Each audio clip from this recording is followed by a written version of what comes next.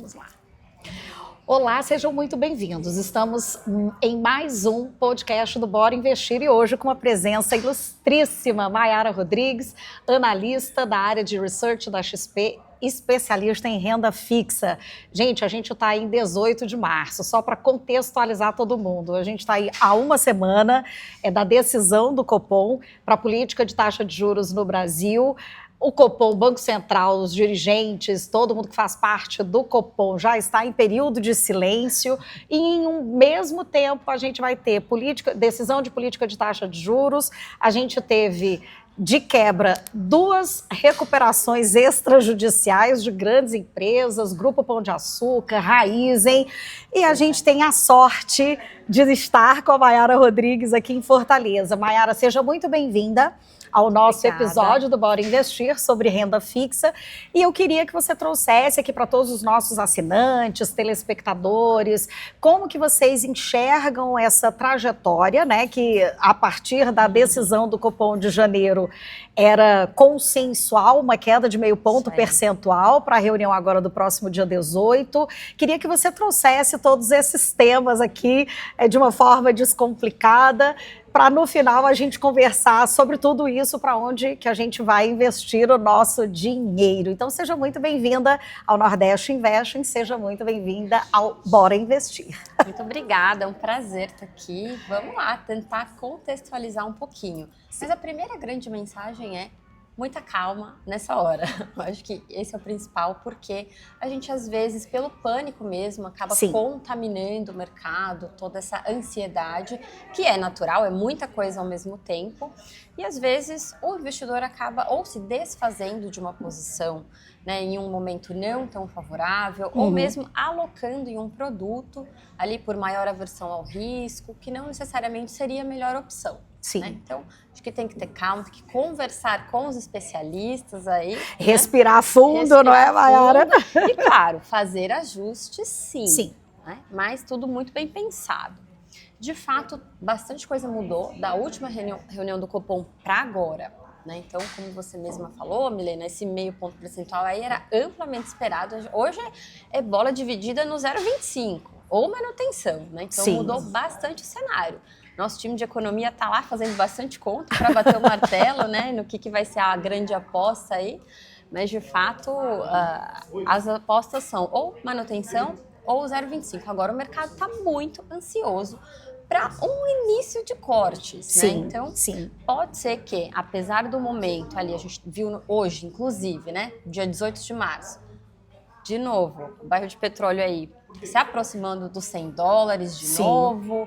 O IPCA já não veio tão baixo, a gente já está vendo, a gente já tinha visto ali no IPCA 15, né, umas notícias aceleração em alguns níveis e núcleos, né, Mayara? E hoje isso foi confirmado, né, no IPCA, mas hoje a gente está vendo curva de juros abrindo de novo, quase 20 pontos ali. Acho que mais por conta do dólar do que do IPCA, o pessoal já estava de olho nesse IPCA, então bastante coisa de fato mudou. O que isso tem a ver agora com a carteira de investimentos? Agora eu vou puxar a sardinha aqui para o meu lado. Perfeito, que é o que todo mundo quer saber, né, gente? Tudo isso. E de quebra, vou pedir para você contextualizar também, que você já falou, guerra no Oriente Médio, significou ali um aumento no preço do barril do petróleo.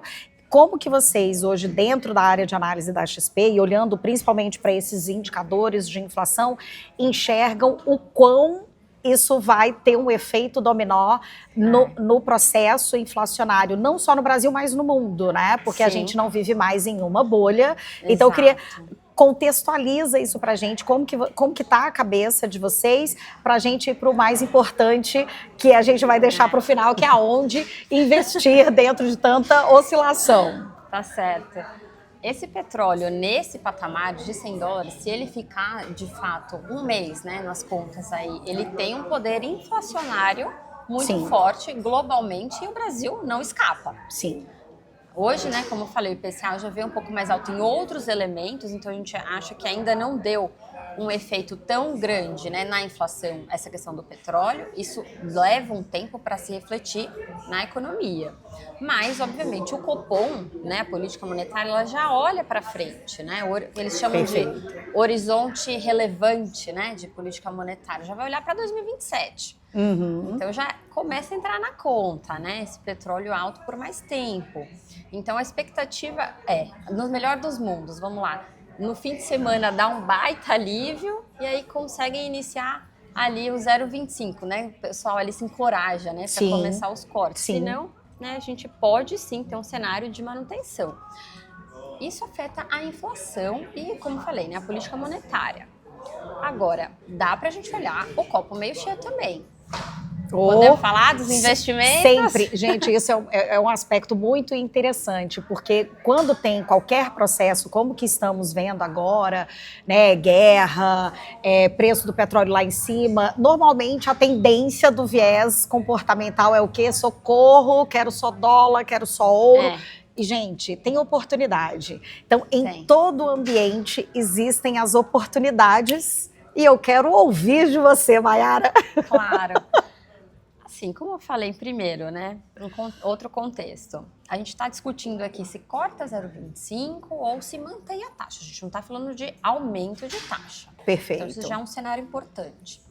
Porque nesse cenário de manutenção, mas já com mesmo que seja uma postergação do início de cortes, a gente já vê papéis, né, indexadores que tenham alguma parcela pré-fixada, ou seja, 100% pré-fixada ou uma parte pré-fixada, como é o IPCA+, eles tendem a render mais nesses momentos. A gente fez, inclusive, alguns estudos, né, que comprovam que em momentos de corte de Selic, esses papéis eles performam melhor na marcação ao mercado, né? Que quer dizer, você consegue aproveitar ali oportunidades, né, além da própria taxa, que a gente chama de carrego, né? Você colocou o dinheiro lá, ficou até o vencimento, não quer vender, tá tudo bem. É o carrego do papel. Você tem a garantia daquele recebimento, né? Tem a garantia do recebimento da taxa contratada. Perfeito. Por isso é que chama de renda fixa, porque você já contratou a taxa.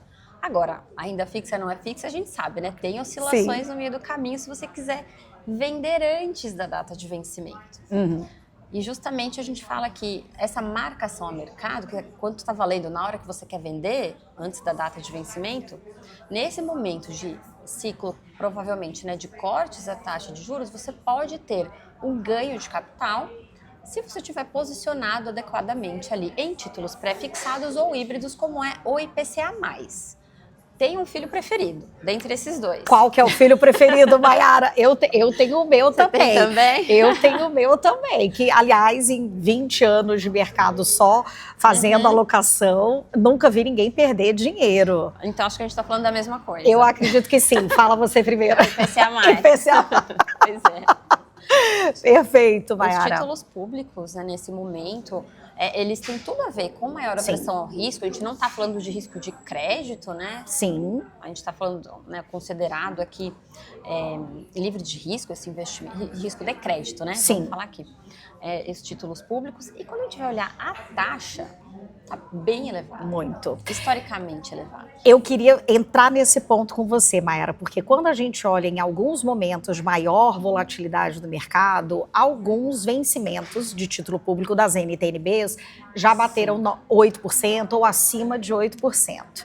A gente está vivendo um momento ali de 7,5%, né, em média, mais o IPCA.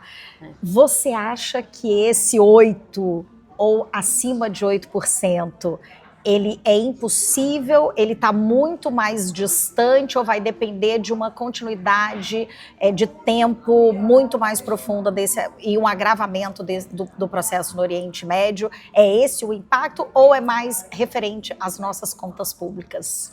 Eu acho que é a opção 2, tá?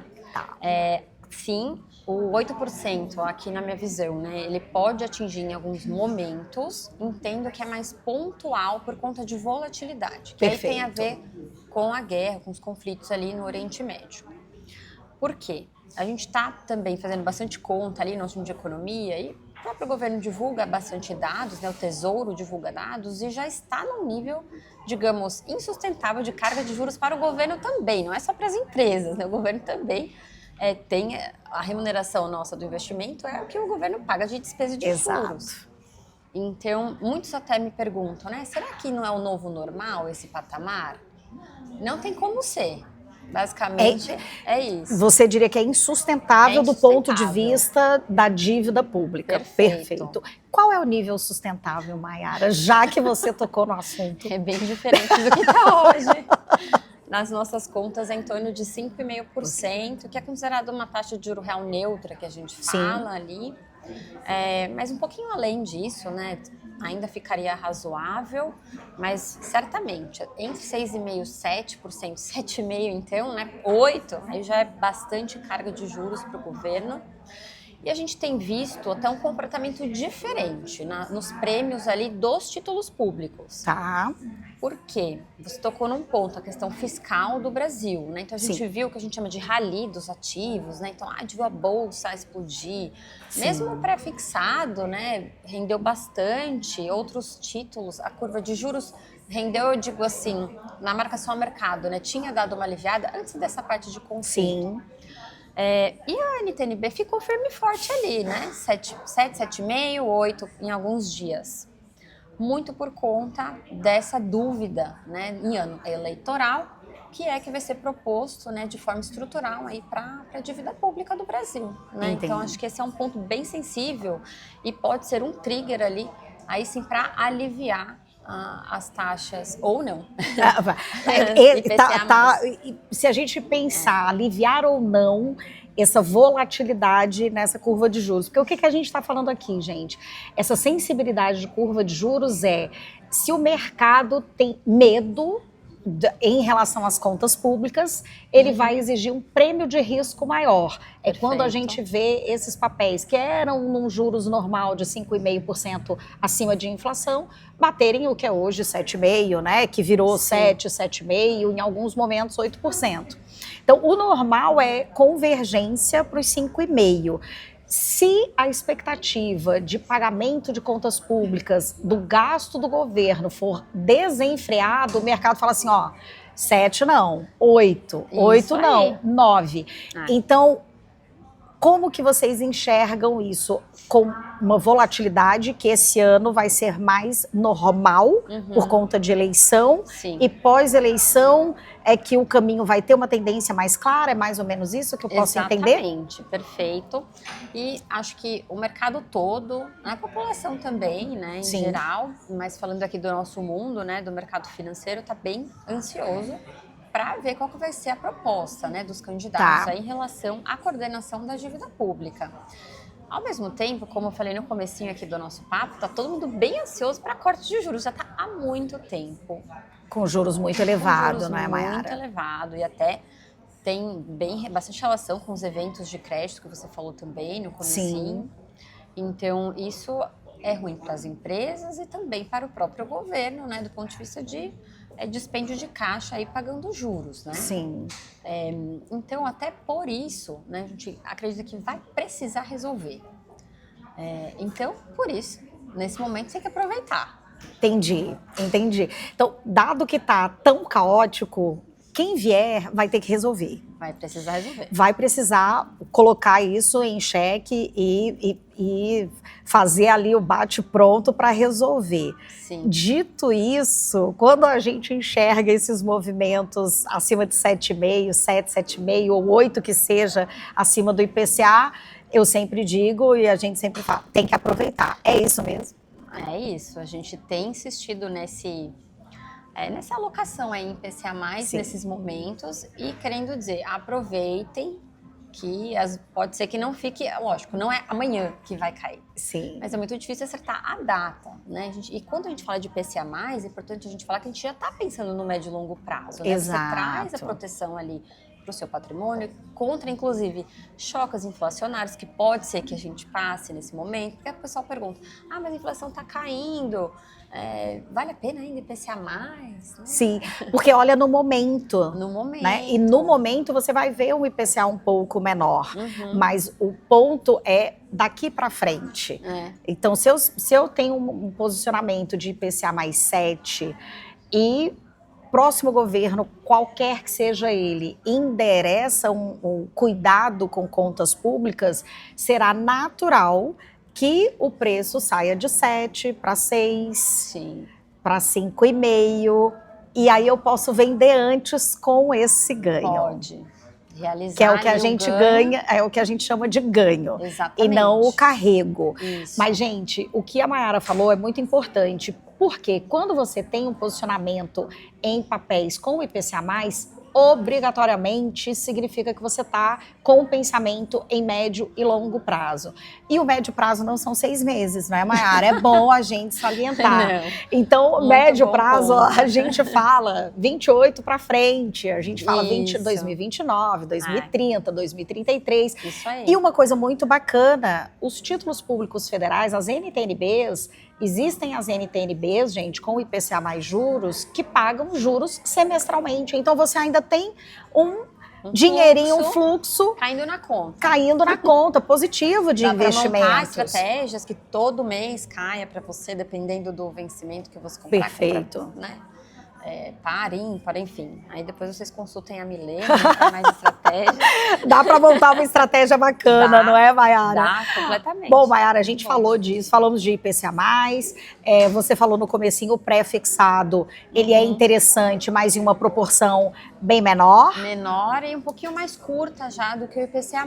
Ah, legal você falar isso. Dentro desse tempo aí, você acha que para um pré-fixado fica o melhor momento até que vencimento? A gente costuma falar muito em prazo médio, né? Que quer dizer, já colocando na conta esses fluxos, Perfeito. se tiverem, né, de cupons, né, de recebimentos aí periódicos, né? Então, de prazo médio, a gente gosta de entre 3 e 4 anos. Perfeito, maravilha. Pra Então fixar. falamos de oportunidades, falamos do que pode acontecer de pressão inflacionária, muito mais por aspectos domésticos do que por aspectos mais globais dentro dessa dinâmica de dívida pública. Falamos nas oportunidades e agora a gente vai chegando ao final, porque a gente está aproveitando a Mayara antes da apresentação dela aqui no evento, aqui no Espaço XP, pelo ápice.